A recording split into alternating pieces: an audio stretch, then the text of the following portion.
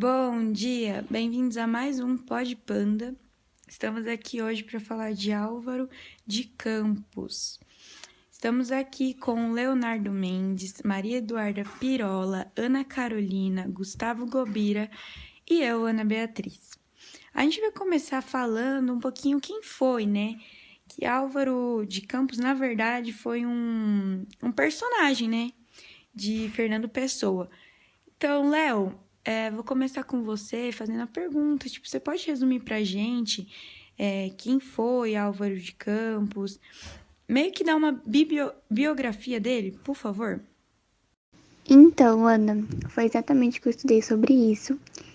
Então, acho que eu consigo responder essa pergunta um pouco melhor. Vamos lá. O Álvaro de Campos é um dos heteronônimos do poeta português Fernando Pessoa, que foi vários poetas ao mesmo tempo. Além de Álvaro de Campos, Fernando Pessoa foi Alberto Recaeiro, Ricardo Reis e o pesquisador Bernardo Soares, tendo sido plural como se definiu. Fernando Pessoa criou personalidades e elaborou com minúcias os respectivos dados biográficos, ideias e convicções. Álvaro de Campos é um dos mais importantes heteronônimos do Fernando Pessoa. Foi criado em 1915 e nasceu em Tavira, no extremo sul de Portugal, em 15 de outubro de 1890. Ele estudou engenharia naval na Escócia. No entanto, não exerceu a profissão por não poder suportar viver confinado em escritórios. Oi, Léo. Então, eu queria saber um pouco sobre as características desse poeta, né? Como eram as ideologias dele, qual era a profissão, como ele viu o mundo, qual era o temperamento dele, a personalidade, as características no geral mesmo dele, do que ele gostava, sobre o que ele falava. Você pode contar um pouquinho pra gente? Álvaro de Campos é um poeta moderno, aquele que vive as ideologias do século XX. Engenheiro de profissão, vê o mundo com a inteligência concreta de um homem dominado pela máquina, de temperamento rebelde e agressivo. Seus poemas reproduzem a revolta e o inconformismo manifestado através de uma verdadeira revolução poética. E houve algumas fases, né? No total, 3 fases, e a primeira ficou conhecida como decadentista. Gobira, você pode apresentar para a gente algumas características, contextualizar as pessoas, para a gente entender mais como que foi essa primeira fase? Bom, Ana, respondendo a sua pergunta da primeira fase, né? O decadentismo, ele tem como a principal característica a sua visão pessimista do mundo. Então, durante essa fase, os poemas de Álvares de Campos, eles evidenciaram um certo tédio.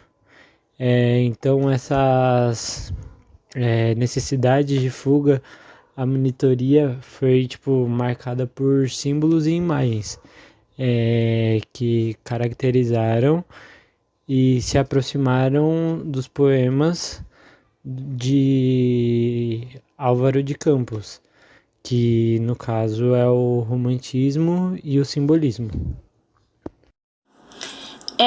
A segunda fase foi uma fase futurista, sensacionalista. Eu queria saber como que foi o Álvaro de Campos durante esse período, como eram os poemas dele, qual era a estética, quais foram os poemas de maior destaque dele, algumas características dessa época também. Você pode contar pra gente?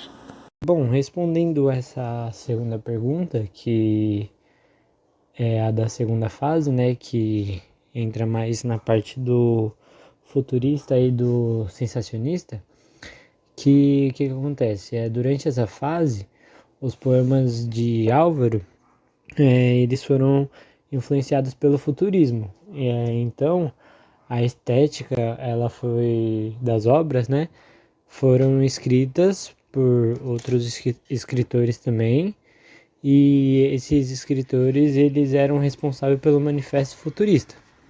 Então, é possível de perceber que o fascínio pelas máquinas e pelo processo dos poemas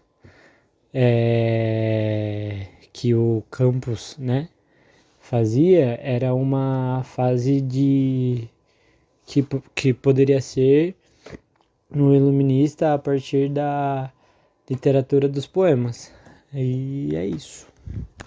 Muito bem. E a terceira fase, vou pedir para o Léo dar essa resumida, essa contextualizada de novo nas pessoas, né? Mostrar as características dessa fase, que foi conhecida como intimista ou pessimista, né?